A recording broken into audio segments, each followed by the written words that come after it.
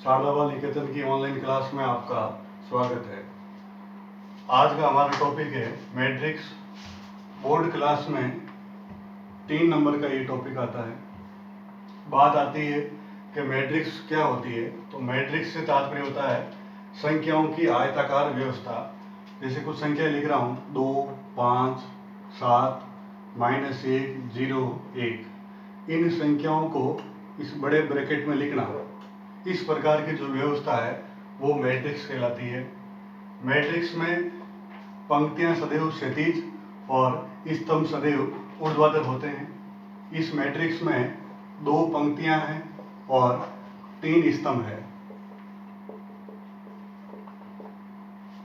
बात आती है कि मैट्रिक्स की पहचान कैसे करनी। तो मैट्रिक्स की पहचान से तात्पर्य है कि उस मैट्रिक्स का क्रम क्या है, उस मैट्रिक्स की कोटि क्या है।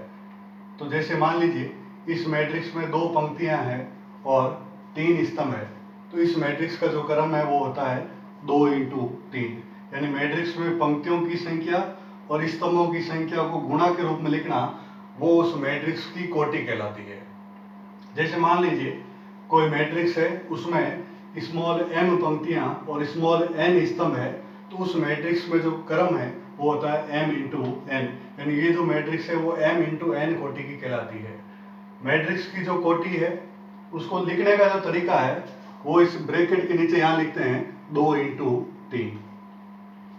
इस मैट्रिक्स में ये जितनी भी संख्याएं 2, 5, 7, -1, 0, 1 है, ये सब के सब मैट्रिक्स के अवयव कहलाते हैं। यानी इस मैट्रिक्स में 6 अवयव है।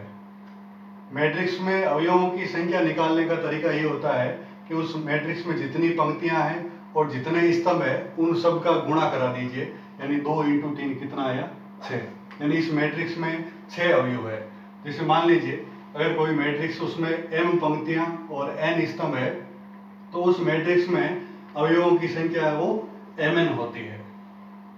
फिर मैट्रिक्स को संकेत कैपिटल A से निरूपित करते हैं और इसको शॉर्ट में यूं लिखते हैं कैपिटल A बराबर Aij m × n। Ij से मतलब है कि ये जो अवयव है ये कौन सी पंक्ति और कौन सी स्तंभ है। तो I का मतलब होता है i पंक्ति और j का मतलब होता है jवां स्तंभ और m × n है इसकी कोटि होती है। जैसे मान लीजिए मैंने यहाँ लिखा A13, इसका मतलब है कि पहली पंक्ति और तीसरा स्तंभ। तो पहली पंक्ति और तीसरा स्तंभ का जो अवयव है वो होता है 7। याद रखना, पहले हमेशा पंक्ति लिखते हैं और बाद में हमेशा स्तंभ लिखते हैं। अगला जो टॉपिक है वो है अगला जो हमारा टॉपिक है वो है मैट्रिक्सों के प्रकार। यानी मैट्रिक्स कितनी प्रकार की होती है। तो उसमें सबसे जो पहला हेडिंग आता है वो आता है पंक्ति मैट्रिक्स।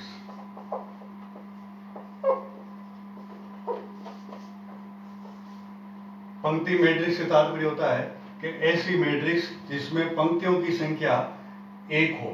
जैसे मान लीजिए कोई मैट्रिक्स लिख रहा हूं -1, 0, 5 और 2। इस मैट्रिक्स में आप देखोगे इस मैट्रिक्स में पंक्तियों की जो संख्या है वो तो 1 है और स्तंभ कितने हैं? 4। तो इस मैट्रिक्स की जो कोटि है वो होती है 1 × 4। यानी पंक्ति मैट्रिक्स में पंक्तियों की संख्या 1 होती है। दूसरा आता है स्तंभ मैट्रिक्स। स्तंभ मैट्रिक्स से तात्पर्य होता है ऐसी मैट्रिक्स जिसमें स्तंभों की संख्या 1 हो, वो मैट्रिक्स स्तंभ मैट्रिक्स कहलाती है। जैसे मान लीजिए कोई मैट्रिक्स है 0, 1, 3। इस मैट्रिक्स में आप देखो तो पंक्तियां तो 3 है लेकिन स्तंभ कितने हैं? 1 है। तो ये मैट्रिक्स है वो स्तंभ मैट्रिक्स कहलाती है। पंक्ति मैट्रिक्स से तात्पर्य है जिसमें पंक्तियों की संख्या 1 हो। स्तंभ मैट्रिक्स से तात्पर्य है जिसमें स्तंभों की संख्या 1 हो। 3 नंबर हमारा हेडिंग आता है वर्ग मैट्रिक्स।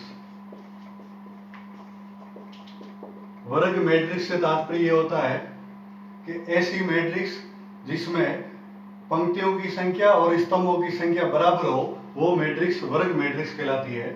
जैसे मान लीजिए ये कोई मैट्रिक्स है -1, 0, 5, 7। आप इसमें देखो 2 ही पंक्तियां हैं और 2 स्तंभ है, इसलिए इसको लिखते हैं 2 × 2। ये इसका क्रम हो गया। ऐसी एक मैट्रिक्स है 1 0 5 -1 7 2 3 5 9। इस मैट्रिक्स में देखो आप 3 पंक्तियां हैं और 3 स्तंभ है, तो इसका क्रम होगा 3 इंटू 3। ये सारी सारी मैट्रिक्स वर्ग मैट्रिक्स कहलाती है, जिसमें पंक्तियों की संख्या और स्तंभों की संख्या समान हो, वो वर्ग मैट्रिक्स कहलाती है। इसको यूं भी बोलते हैं, या तो बोलेंगे 2 इंटू 2 क्रम की मैट्रिक्स, या इसको बोलते हैं 2 कोटि की वर्ग मैट्रिक्स। तो वर्ग मैट्रिक्स की परिभाषा ये हुई, ऐसी मैट्रिक्स जिसमें पंक्तियों की संख्या और स्तंभों की संख्या बराबर हो, वो मैट्रिक्स वर्ग मैट्रिक्स कहलाती है।